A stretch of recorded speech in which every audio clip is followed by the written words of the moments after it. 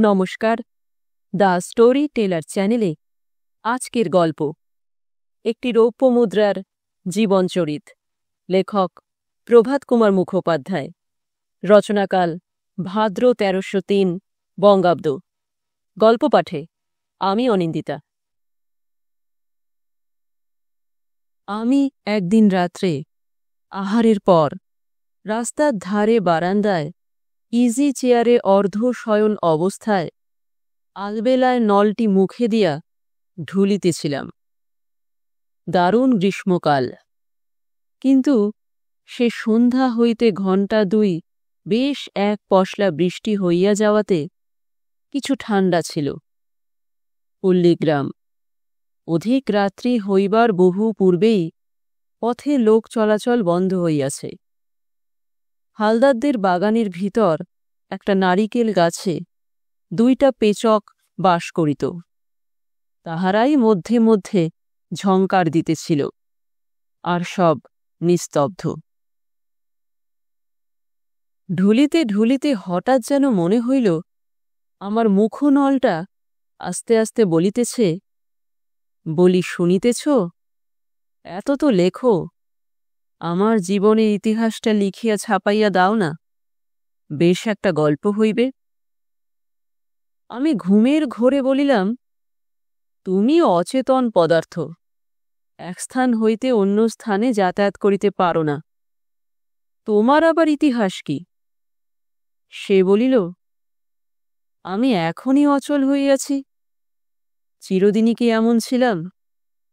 যখন জীবিত ছিলাম তখন আমি যেমন দ্রুত নিয়ত এক স্থান হইতে অন্য স্থানে যাতায়াত করিতাম, তেমন তোমার জীবজগতের কেহ পারে নাকি? আমি বলিলাম, ভালো, তুমি না হয় সচলে ছিলে, তা বলিয়া তোমার ইতিহাস আবার কি? মুখনল একমুখ হাসিয়া উত্তর করিল, বৃথা এতকাল তোমায় ধূমপান করাইয়াছি, মানুষেরই বুঝি সুখ দুঃখ, বিপদ সম্পদ, সোনারূপার বুঝি এসব কিছুই নাই? তবে আমার জীবনের কাহিনী শ্রবণ করো, তাহার পর বিচার করিও। বলিয়া সে আরম্ভ করিল। আমার জন্মদিনটা ঠিক মনে নেই, বৎসরটা গায়ে লেখা ছিল, দেখিয়াছিলে কি? আশ্বিন মাস, শীঘ্র পূজার বন্ধ হইবে বলিয়া ট্যাক্সালে কাজের ভারী ধুম পড়িয়া গিয়াছিল। দিবারাত্রি যন্ত্রের শব্দে মনে হইত যদি চির বধির হইয়া জন্মিতাম সেই ভালো ছিল। আমার জন্মের ৩-৪ দিন পরেই বড় বাজারের এক মারোয়ারি মহাজন বড় বড় থলি করিয়া ১০,০০০ টাকার নোট ভাঙিয়া লইয়া গেল। আমাকেও সেই সঙ্গে যাইতে হইল। আমি তখন সংসারের ব্যাপারে কিছুই জানি না। মনে করিলাম, মহাজনের দোকানে যাইতেছি, দোকানে বসিয়া কত কি দেখিতে পাইব, শুনিতে পাইব, কত আমোদ হইবে। গাড়ি হইতে নামিয়া মহাজন ২ জন ভৃত্যের সাহায্যে থলিগুলো একটা অন্ধকূপের মতো ঘরে লইয়া গিয়া মেঝেতে দমাদ্দম করিয়া ফেলিল। তাহার পর বলিল, লেয়াও। তাহার পর এক এক করিয়া থলিগুলোর নিম্নকর্ণ ২টা ধরিয়া লোহার সিন্দুকে হুট হুট করিয়া ঢালিতে লাগিল। আমাদের শরীরটা শৈশব হইতেই কিছু কঠিন, নচেত সেই পতনেই বিয়োগান্ত নাটকের পঞ্চমাঙ্কে রাজা বা রানীর ন্যায় মৃত্যু অনিবার্য হইত। মহাজন যখন সিন্দুক বন্ধ করিয়া চাবি দিয়া চলিয়া গেল, তখন আমরা সকলে নিতান্ত ভীত হইয়া পড়িলাম। সকলেই ছেলে মানুষ, সংসারের কিছুই জানি না। বাঙালির ঘরের কচি মেয়ে শ্বশুরবাড়ি আসিলে তাহার যে কি মনে হয়, তাহা অন্তরে অন্তরে বেশ অনুভব করিতে পারিলাম। যাহা হোক, সকলে মিলিয়া নীরবে আপন আপন অদৃষ্টের নিন্দা করিতেছি। এমন সময় মহাজন আসিয়া সিন্দুক খুলিল, এক মুঠা টাকা বাহির করিয়া গনিয়া দেখিল, আরও ২-৩টা লইয়া সিন্দুক বন্ধ করিয়া চলিয়া গেল। তখন পূজার বাজার, প্রাতঃকাল হইতে রাত্রি 10টা-12টা অবধি দোকানে ক্রেতাগণের অবিশ্রাম কোলাহল শুনিতে পাইলাম। অধিকাংশ লোকই নোট লইয়া আসিত। তাহাদের বাকি টাকা ফিরাইয়া দিবার সময় সিন্দুক খোলা হইতে লাগিল এবং মুঠা মুঠা টাকা বাহির হইয়া যাইতে লাগিল। দেখিয়া শুনিয়া আমাদের আশা হইল, এই অন্ধ কারাগার হইতে মুক্তিলাভ হইবে। শীঘ্রই হোক আর বিলম্বেই হোক। 2 দিন পরেই আমি বাহির হইলাম। পল্লীবাসী এক বৃদ্ধ তাহার পুত্রবধূর জন্য একখানি বোম্বাই শাড়ি ও অন্যান্য বস্ত্রাদি ক্রয় করিলেন। 50 টাকার একখানি নোট ছিল। ফেরত টাকার সঙ্গে আমিও তাহার হাতে গিয়া পড়িলাম। কিন্তু বৃদ্ধের নিকট আমাকে বহুক্ষণ থাকিতে হইল না। বড়বাজার ছাড়াইবার পূর্বেই এক ব্যক্তি কাঁচি দিয়া তাহার পিরানের পকেট ছিন্ন করিল এবং সেই শুদ্ধ আমাদের লইয়া সরিয়া পড়িল। বোধ করি বাসায় ফিরিয়া তিনি আমাদের বিরহে অনেক অশ্রুপাত হাউতাস করিয়াছিলেন। আমরা তাহার কোনো সংবাদ পাই নাই। আমরা দুর্গন্ধময় গলির ভিতর দিয়া আঁকিয়া বাকিয়া একটি খোলার চালের ঘরে নীত হইলাম এবং সেখানে কিছুদিন রহিলাম। সমস্ত দিন ঘরে কেহ থাকিত না। সন্ধ্যা 8টার পরে সহসা বহু লোকের সমাগম হইত। বোতল বোতল মদ আসিত, গান বাজনা হইত, অদ্ভুত অদ্ভুত সব গল্প চলিত। তাহারা সমস্ত দিন কেমন করিয়া কৌশলে লোককে ঠকাইয়া অর্থ উপার্জন করিয়াছে, তাহারই কাহিনী তাহারা 1 ভাগ সত্যের সহিত 3 ভাগ মিথ্যা মিলাইয়া বলিত। শুনিয়া বিস্ময়ে আমরা স্তম্ভিত হইয়া থাকিতাম। একদিন টাকা ভাগ হইল। আমি যাহার ভাগে পড়িলাম সে আমাকে লইয়া যাইতে পথে এক দোকানে আমাকে দিয়া 1 জোড়া জুতা কিনিয়া লইয়া গেল। পরদিন প্রভাতে টাকার মধ্যে আমি জুতা বিক্রেতার বাড়িওয়ালার হাতে গিয়া পড়িলাম। যাহার বাড়ি তিনি মধ্যবিত্ত গৃহস্থ, নিজে চাকরি করেন, 2টি পুত্র চাকরি করে, আর 2টি বিবাহিতা কন্যা। তাহার মধ্যে ছোটটি পিত্রালয়ে ছিল। সেই আমাকে অধিকার করিল। বাড়ি ভাড়া আদায় করিয়া আসিয়া বাবুটি টাকাগুলি বাক্সে রাখিবার সময় দেখিলেন আমি সর্বাপেক্ষা নতুন ও উজ্জ্বল। মেয়েকে ডাকিয়া বলিলেন, চারু, একটা জিনিস নিবি? কি বাবা? এই দেখ। এই বলিয়া তিনি বৃদ্ধাঙ্গুলি ও তর্জনীর মধ্যে আমাকে ধরিয়া হাসিতে হাসিতে ঘুরাইতে লাগিলেন। দাও বাবা, দাও বাবা, দাও। তবে এই নে। মেয়েটি আমাকে পাইয়া ভারী খুশি। বারংবার উল্টিয়া পাল্টিয়া দেখিতে লাগিল।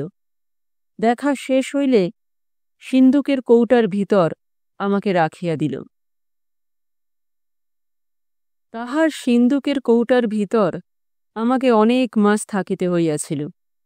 মধ্যে মধ্যে সেই নোলক পড়া ছোট মেয়েটি আমাকে বাহির করিয়া দেখিত আছি কি নাই। আমি কি পালাই? পা তো নাই। সুতরাং এ কথা বলা আমার সাজে না। কিন্তু যদি থাকিত তবে শপথ করিয়া বলিতে পারি আমি পালাইতাম না। অত সুখ, অত যত্ন আর কোথায় পাইতাম? আমি তখন দেখিতে কি সুন্দরী হইয়াছিলাম। যন্ত্র হইতে সদ্য বাহির হইয়াছি, ঝকমক করিতেছি, দেহে স্থানে স্থানে সিন্দুর মাখা। এত রূপ অল্প টাকারই ভাগ্যে ঘটিয়া থাকে। একদিন বাড়িতে জামাই এসেছে, জামাই এসেছে, এই কোলাহল শুনিতে পাইলাম। 2 দিন খুব লোকজন, হাস্য পরিহাসে বাড়ি গুলজার রহিল। তাহার পরদিন ক্রন্দন। মেয়েটি ফুপিয়া ফুপিয়া কাঁদিতে লাগিল। জামাইটার ওপর ভারী রাগ হইল। মনে হইতে লাগিল যদি আমি উহার হইতাম তবে এই দণ্ডেই হারাইয়া যাইতাম। যেন হারাইয়া যাওয়াটা আমার সম্পূর্ণ আয়ত্তাধীন। তোমরা বোধহয় এ কথায় কেহ আপত্তি করিবে না। তাহারা কি শত সহস্রবার এমন ইচ্ছা করেন নাই যাহা তাহাদের পক্ষে এমনই অসম্ভব? সে কথা যাক। ঘোড়ার গাড়ি, তাহার পর বেলের গাড়ি, তাহার পর স্টিমারে চড়িয়া আমি অনেক দূর গেলাম। ক্রমে মেয়েটির শ্বশুরবাড়ি পৌঁছিলাম। বিবাহের পর বধূ এই প্রথম ঘর বসত করিতে আসিল। দেখিলাম তাহার শ্বশুর শাশুড়ি দরিদ্র। ছেলেটি গ্রামের স্কুলে শিক্ষকতা করে, গুটিকতক টাকা বেতন পায়, তাহাতেই কষ্টে শিষ্টে সংসারটি চলিয়া যায়। ছেলের মাটি রুগ্না, মাসের মধ্যে 15 দিন তাহাকে শয্যাশায়ী থাকিতে হয়। চারু আসিয়া রন্ধনশালায় তাহার প্রবেশ নিষেধ করিল। যে চারু কলিকাতায় অট্টালিকায় বাস করিত, মায়ের কোলের মেয়েটি কত আদরের, তিনি কখনো তাহাকে একটি কাজ করিতে দেন নাই। সেই চারু সকালে উঠিয়াই চৌকাঠে জল দিতে লাগিল, ঘর বারান্দা অঙ্গন পরিষ্কার করিতে লাগিল। দেখিয়া আমার যেমন দুঃখ হইত, তেমনই আহ্লাদ হইত। একটি ঠিকা ঝি ছিল, সেই বাসন মাজিয়া কাপড় কাচিয়া দিয়া যাইত। চারু ধুনুচি করিয়া পুকুরের ঘাট হইতে চাউল ধুইয়া আনিয়া তরকারি কুটিয়া মশলা বাটিয়া 10টার সময় স্বামীর স্কুলের ভাত প্রস্তুত করিয়া দিত। চারু তাহাদের পরিবারে আসিয়া যত শোভা করিল, তত কাজ করিল, তত সহ্য করিল। তাহার স্বামীটিও দেখিলাম বেশ মানুষ। অর্ধরাত্রি অবধি তাহাদের কত গল্প হইত, কত হাসি খুশি হইত। কোনো দিন প্রদীপ লইয়া দুইজনে তাস খেলিতে বসিত। কিন্তু তাহাদের এ সুখ অধিক দিন রহিল না। তাহার স্বামী জ্বরে পড়িল, 3 মাস মাহিনা পাইল না। সংসারের দৈন্য দশা ফিরিয়া আসিল। পিতার নিকট চারু সাহায্য প্রার্থনা করে নাই। নিজের যতগুলি টাকা ছিল সব খরচ করিয়া ফেলিয়াছে। শেষে একদিন বাক্স খুলিয়া আমার থাকিবার কৌটোটি বাহির করিল। আমাকে লইয়া আমার গায়ের সিন্দুর বস্ত্রে ঘষিয়া মুছিয়া ফেলিল, তাহার পর জলে ধুইয়া ফেলিল। যখন দেখিল কোথাও সিন্দুরের আর চিহ্নমাত্রও নাই, একটি দীর্ঘ নিঃশ্বাস মনোকষ্ট পাইয়াছিলাম। পরে ভাবিয়া দেখিলাম আমাদের জাতিটাই বড় খারাপ। আমাদের যে অধিক ভালোবাসে সেই নিন্দার পাত্র হয়। চারু যদি আমায় বিদায় দিবার সময় অশ্রুপাত করিত, তবে সে কার্যটা নিতান্ত অচারু হইত, সন্দেহ নাই। যাহা হোক, আমি সে রাত্রি মুদির তহবিল বাক্সে যাপন করিলাম। পরদিন প্রভাতে বাক্সে বসিয়া বেচা কেনা দর দস্তুর তাগাদা স্তোপ বাক্যের বিচিত্র কোলাহল শুনিতে লাগিলাম। বেলা যত হইতে লাগিল ততই খরিদ্দার বাড়িতে লাগিল। বেলা 9টার পর ক্রমে কমিয়া আসিল। ঘণ্টা 2 পরে দোকান একেবারে নিস্তব্ধ। কেবল মধ্যে মধ্যে পথে 2-1খানা গরুর গাড়ির চাকার ক্যাঁচ কোচ এবং চালকের জিহবা ও তালুর সাহায্যে উচ্চারিত অদ্ভুত শব্দ কর্ণগোচর হইতে লাগিল। বেলা যখন দ্বিপ্রহর, তখন মাথায় গামছা বাঁধিয়া পান চিবাইতে চিবাইতে মুদির ছেলে আসিয়া বলিল, বাবা খেয়ে আসো গে, আমি আগলই। মুদি তহবিল বাক্সে চাবি বন্ধ করিয়া চাবির গোছা ঘুণশিতে বাঁধিয়া লইল। ছেলেকে বলিল, দেখিস যেন খদ্দের ঠকিয়ে না যায়, আর বেশি টাকার জিনিস চায় তো বলিস, বসো তামাক খাও, বাবা এলো বলে। মুদি চলিয়া গেলে অল্পক্ষণ পরে গুনগুন করিয়া মুদিপুত্র গান ধরিল। একবার পথে নামিয়া দেখিয়া আসিল বাবা অনেক দূর চলিয়া গিয়াছে। তখন সে আপনার ঘুণসি হইতে একটি চাবি বাহির করিয়া তহবিল বাক্সটি খুলিয়া ফেলিল। তৈলোজ্জ্বল কৃষ্ণ মুখমণ্ডলে শুভ্র দন্তপংক্তির শোভা বিস্তার করিয়া বলিল, আজ আর মেলা নেই, বেশি নিলে বাবা টপ করে ধরে ফেলবে। বলিয়া আমাকে তুলিয়া লইল, আর একটা আধুলি লইয়া কোচার খুঁটে বাঁধিল। বাঁধিয়া সমস্তটা পেট কাপড়ে গুজিয়া রাখিল। বাক্স বন্ধ করিয়া তখন আবার পূর্বমতো ঘাড় কাঁপাইয়া তাহার সঙ্গীত চর্চা চলিতে লাগিল। তাহার আচরণ দেখিয়া আমি মনে মনে হাসিতে লাগিলাম। ভাবিলাম, দেখো একবার, কলিকালে বাপ বেটার বিশ্বাস নেই, অন্য লোকের মধ্যে থাকিবে কি করিয়া। সেই দিন বৈকালে তাহার পেট কাপড় হইতে একটি ময়লা ছিটের থলির মধ্যে আশ্রয়প্রাপ্ত হইয়া একটি ভাঙা টিনের পেটরায় বন্ধ হইলাম। এ অবস্থায় আমায় মাস 2 থাকিতে হইয়াছিল। একদিন শুনিলাম মুদিপুত্র মামার বাড়ি যাইতেছে। যাহা আশা করিয়াছিলাম তাহাই ঘটিল। যাত্রা করিবার সময় আমার থলিটি চুপে চুপে বাহির করিয়া লইয়া গেল। পথে যাইতে যাইতে পিতৃদত্ত সদুপায়ে অর্জিত আরও কয়েকটি টাকা থলির ভিতর রাখিয়া দিল।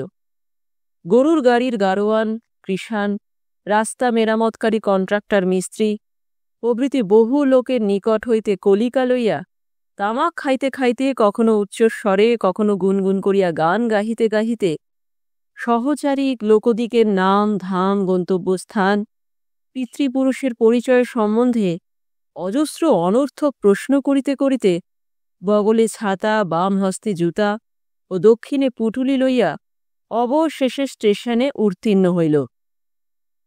টিকিট কিনিবার সময় আমাকে ছাড়িয়া দিল। আমি সেই দুর্গন্ধময় বস্ত্র কারাগার হইতে মুক্তিলাভ করিয়া বাঁচিলাম। টিকিটবাবু আমাকে পাইবা মাত্র একবার ঠং করিয়া টেবিলে আছাড় দিলেন। আমি ভাবিলাম, বাবা, বহুদিন হইল মন্দ নয়, এইরূপ বার কতক হইলেই তো গিয়াছি। যতক্ষণ টিকিট বিক্রয় চলিতে লাগিল ততক্ষণ আমি চিত হইয়া টেবিলের উপরই পড়িয়া রহিলাম। আমার উপরে পার্শ্বে ঝনঝন করিয়া আরও টাকা, আধুলি, সিকি, দুয়ানি পয়সা আসিয়া পড়িতে লাগিল। বিক্রয় শেষ হইলে বাবু ভিন্ন ভিন্ন মূল্যের মুদ্রা পৃথক করিয়া গনিয়া সাজাইয়া ক্যাশ মিলাইতে লাগিলেন। শেষে আলমারি বন্ধ করিয়া তিনি চলিয়া গেলেন। অনেকক্ষণ পরে পুনরায় টিকিটের ঘণ্টা বাজিল। আবার আলমারি খুলিল। কিয়ৎক্ষণ পরে টিকিটবাবুর একটি আশ্চর্য কার্য দেখিয়া আমি অত্যন্ত বিস্মিত হইলাম। আলমারির একটি কোণে একটি টাকা একাকী পড়িয়াছিল। বেশ করিয়া চাহিয়া চাহিয়া দেখিলাম সেটি অভিজাত বংশীয় নহে, অর্থাৎ তোমরা যাহাকে বলো মেকি টাকা।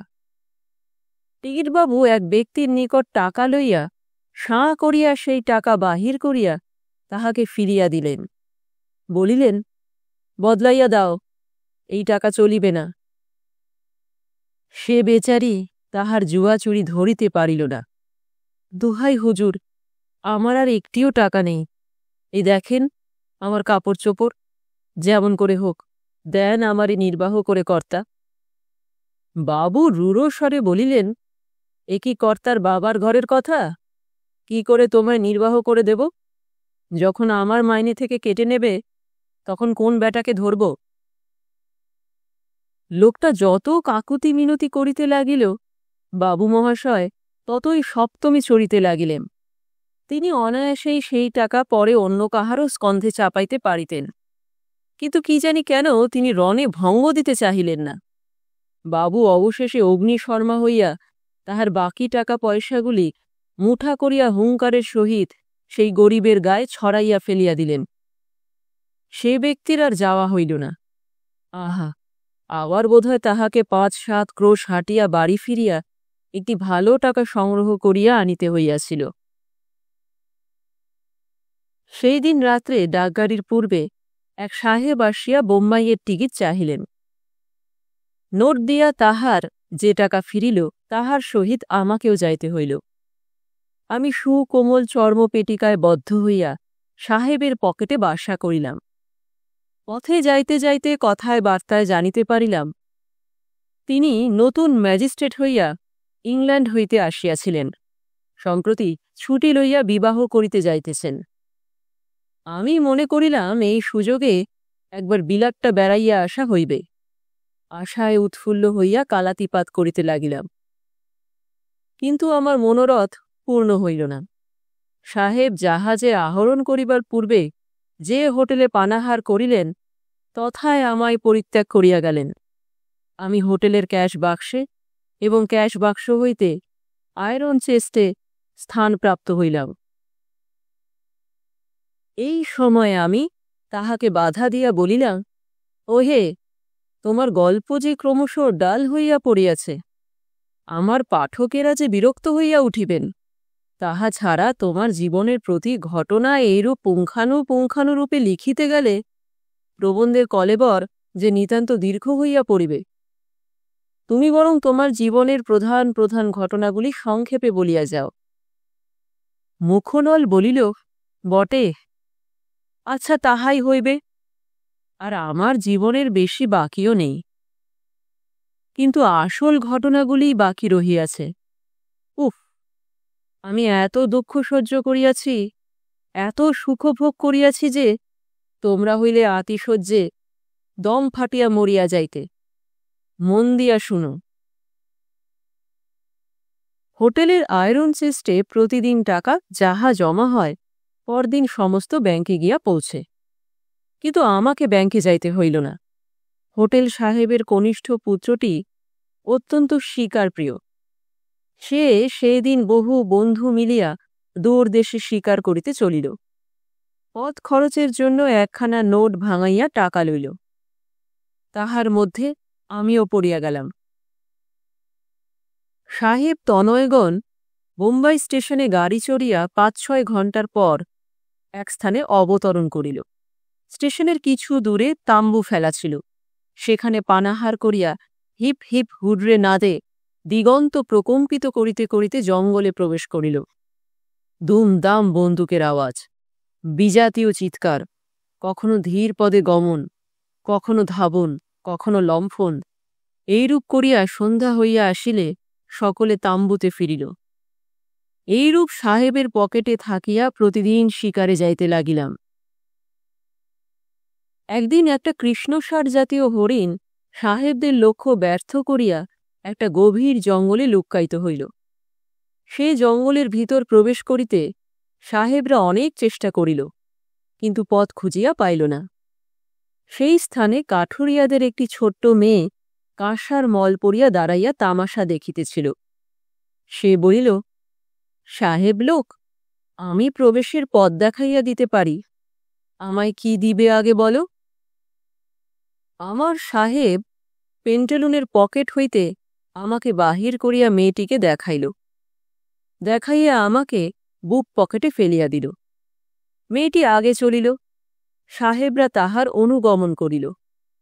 শেষে মেয়েটির দর্শিত পথে এক স্থানে খুব ঝুঁকিয়া 2 হাতে ডালপালা ঠেলিয়া জঙ্গলে প্রবেশ করিল। মেয়েটি তখন প্রতিশ্রুত পুরস্কার চাহিল। সাহেব বন্দুক উঠাইয়া বিকৃত মোটা গলায় বলিল, গো। সে বেচারি সুবিধা নয় দেখিয়া সরিয়া পড়িল। সাহেবের এ আচরণ দেখিয়া আমার বড় লজ্জা হইতে লাগিল। ইচ্ছা করিতে লাগিল এই দুরাচারের কাজ হইতে হারাইয়া যায়। এবার আমার অভীষ্ট সফল হইল এবং আমার জীবনের সর্বাপেক্ষা সুখের কাল আরম্ভ হইল। সাহেবগণ হরিণের জন্য অনেক ব্যর্থ চেষ্টা করিয়া জঙ্গল হইতে বাহিরে আসিল। যখন সন্ধ্যা হয় হয় মোটা ঘাসগুলি বেশ দেখা যাইতেছে, সূক্ষ্মগুলি ভালো দেখা যাইতেছে না, তখন সাহেবরা এক অনতি উচ্চ প্রস্তর বেদির উপর উঠিল। সেখান হইতে কিছু দূরে খালের ধারে বনহংস চরিতেছিল। সাহেবরা তাহাদের প্রতি লক্ষ্য করিবার চেষ্টা করিল। একটা বৃক্ষের স্থূল বক্র শাখার উপর ভর করিয়া ঝুঁকিয়া পড়িয়া আমার সাহেব যখন নিশানা করিতেছিল, তখন আমি তাহার বুক পকেট হইতে ঠুন করিয়া পড়িয়া গেলাম। সাহেব আমার পতন শব্দ বোধহয় শুনিতে পাইল, কারণ তাহার মুখে ড্যাম এইরূপ শব্দের অস্ফুট ধ্বনি শুনিয়াছিলাম। কিন্তু সে যেমন করিতেছিল তেমনি করিতে রহিল। আমি এই অবসরে পাথরের উপর দিয়া, ঘাসের উপর দিয়া, বালির উপর দিয়া গড়াইয়া ঠিকরাইয়া একটা গাব ভ্যারান্ডার ঝোপের পাশে গিয়া পড়িলাম। সাহেবের বন্দুক সেবার বিশ্বাস রাখিল। পাখির ঝাঁক উড়িয়া গেল, কিন্তু 2টা পড়িয়া মৃত্যু যন্ত্রণায় ছটফট করিতে লাগিল। সাহেব মত্ত হইয়া সেই দিকে ছুটিল।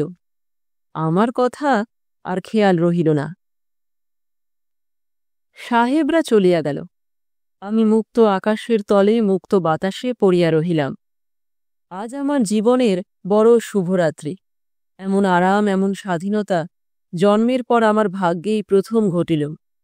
সে রাত্রি অতি আহ্লাদে আমি নিদ্রা যাইতে পারিলাম না। সন্ধ্যার অন্ধকার ঘনাইয়া আসিল। মৃদুমন্দ বাতাস বহিতে লাগিল। দূরে কাছে ঝোপে ঝোপে বনপুষ্প ফুটিয়া উঠিতে লাগিল। তাহার গন্ধ এক প্রকার নতুনতর। আমি বাক্সে বাক্সে আতর ও বিলিতি এসেন্স, বাগানে বাগানে গোলাপ, বেল, রজনীগন্ধা, কত পুষ্পের আঘ্রাণ পাইয়াছি, কিন্তু এমনটি আর কোথাও পাই নাই। সে অতি অপূর্ব। এইবার আমি বলিলাম, ভুল, তোমার ওটি ভুল। সৃষ্টির আদিকালে বাগানের ফুলও বনে ফুটিত, কিন্তু যে সকল ফুলকে শোভায় সৌরভে শ্রেষ্ঠ বলিয়া মানুষ বিবেচনা করিল, তাহাদিওকেই তুলিয়া আনিয়া বাগান সাজাইল। বাগানের ফুল অপেক্ষা বনফুলকে শ্রেষ্ঠ আসন দেওয়া আধুনিক কবিদের একটা ফ্যাশন হইয়াছে বটে, কিন্তু সেটা সম্পূর্ণ অবিচার। মুখনল বলিল, আমি তো আর কবি নহি, কোনো আধুনিক কাব্য পাঠ করি নাই, তবে আমার সে গন্ধ এত ভালো লাগিয়াছিল কেন? আমি অধ্যাপকোচিত গাম্ভীর্যের সহিত বলিলাম, উহার ভিতর একটু মনস্তত্ত্ব ঘটিত জটিলতা আছে। যখন তুমি আতর, এসেন্স, বেল, গোলাপের গন্ধ অনুভব করিয়াছিলে, তখন তুমি পরাধীন। এখন তুমি স্বাধীন। তখন ভালো মন্দ লাগিবার কথা, এখন মন্দও সুধাবৎ লাগিবে। সেই শ্লোকটি জানো তো? মুখনল বলিল, থামো থামো, অত বিদ্যা আমার নাই। আচ্ছা, না হয় তোমার থিওরিই মানিয়া লইলাম। শুনিয়া যাও, বৃথা তর্ক করিয়া রসভঙ্গ করিও না। হ্যাঁ, কি বলিতেছিলাম? চারিদিক হইতে ফুলের গন্ধ আসিতেছিল। আকাশে দুইটি একটি করিয়া শত সহস্র নক্ষত্র জ্বলিয়া উঠিল। জীবজন্তুর কোথাও আর কোনো চিহ্ন দেখা গেল না। কেবল অনেক রাত্রে একটা নেকড়ে বাঘ জল খাইতে আসিয়াছিল।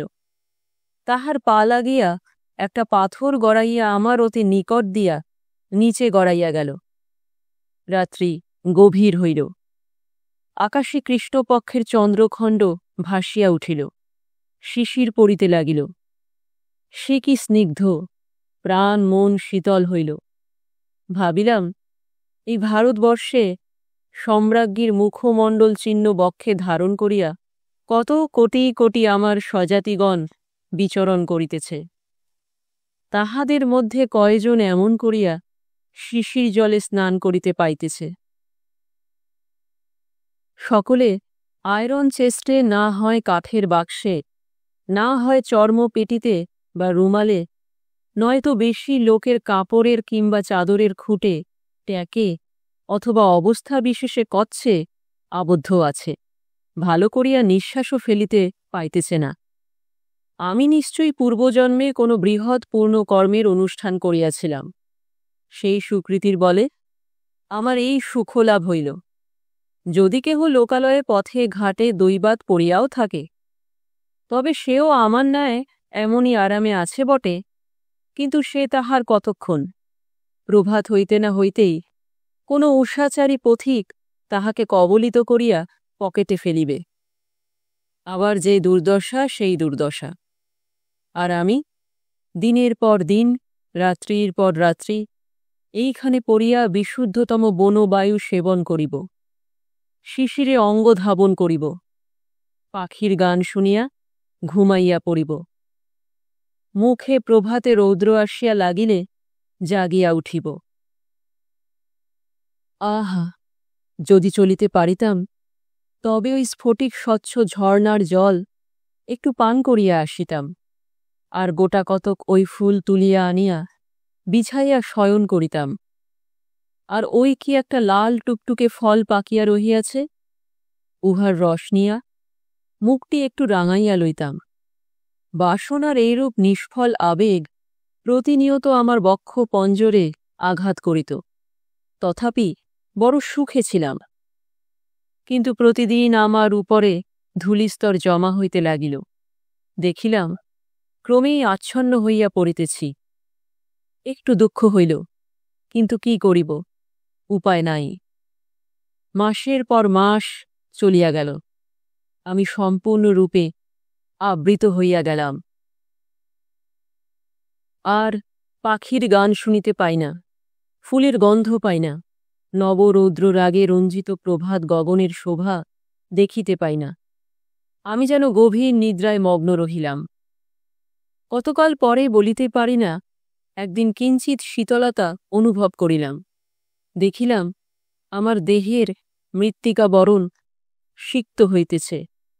ক্রমে তাহা গলিয়া ধৌত হইয়া গেল। আমার যেন নিদ্রাভঙ্গ হইল। দেখিলাম পাংশু বর্ণ মেঘে আকাশটা পুড়িয়া গিয়াছে। মুষলধারায় বৃষ্টি পড়িতেছে। আমার এমন সুখবোধ হইল যে, সে আর তুমি কি বুঝিবে? তোমরা বৃষ্টির সময় ছাতা, ওয়াটারপ্রুফ ব্যবহার করো। প্রকৃত দত্ত একটা মহা সুখ হইতে স্বেচ্ছায় বঞ্চিত হইয়া থাকো। তোমাদের কথাই স্বতন্ত্র।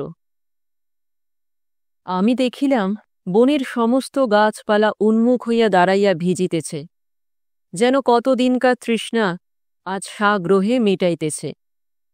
আকাশে বিদ্যুতের ঝিলিক দিতে লাগিল। সেই এক চমৎকার ব্যাপার। একবার করিয়া বিদ্যুৎ চমকে, আর আমি নিঃশ্বাস বন্ধ করিয়া থাকি। যতক্ষণ মেঘ না ডাকিবে ততক্ষণ নিঃশ্বাস ফেলিব না। সে একটা খেলা মাত্র, তাহার কোনো বৈজ্ঞানিক বা আধ্যাত্মিক উদ্দেশ্য ছিল না।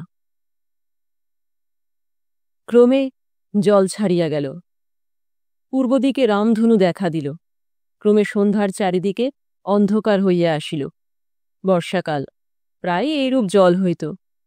ক্রমে বর্ষা ছাড়িয়া শরৎ আসিল, হেমন্ত আসিল। আমি আবার ঢাকা পড়িয়া দুরন্ত শীত হইতে আত্মরক্ষা করিলাম।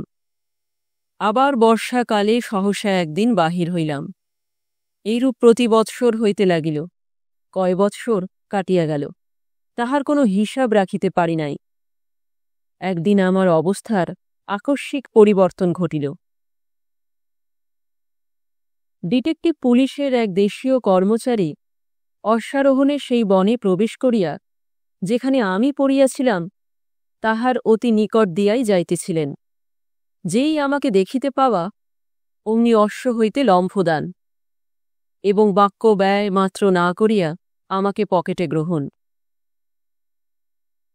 তুমি আমার জীবনচরিত সংক্ষেপে বলিতে বলিয়াছ, সুতরাং কেমন করিয়া আমি পুলিশ কর্মচারীর হস্ত হইতে পোস্ট আপিসে এবং তৎপরদিন সেভিংস ব্যাংকের টাকার সহিত স্কুলের হেডমাস্টারের নিকট ও ক্রমে ক্রমে ফল বিক্রেতা, সাহেবের খানসামা, মৎস্য বিক্রেতা, আয়কর কর্মচারী, গভর্নমেন্ট ট্রেজারি এবং তথা হইতে বহু লোকের হস্ত অতিক্রম করিয়া মির্জাপুরের এক পূজারীর হস্তে আসিয়া পড়িলাম, তাহার সবিস্তার বর্ণনায় আর প্রয়োজন নাই। পূজারী মহাশয় আমাকে ট্যাকে গুজিয়া গঙ্গার ঘাটে স্নান করিতেছিলেন। কম্পিত স্বরে উচ্চারণ দুষ্ট সংস্কৃত মন্ত্র পাঠ করিতেছিলেন এবং বিরলকে সুমসৃণ মস্তকখানিতে সঘন কর সঞ্চালন করিতে করিতে ডুবের পর ডুব দিতেছিলেন।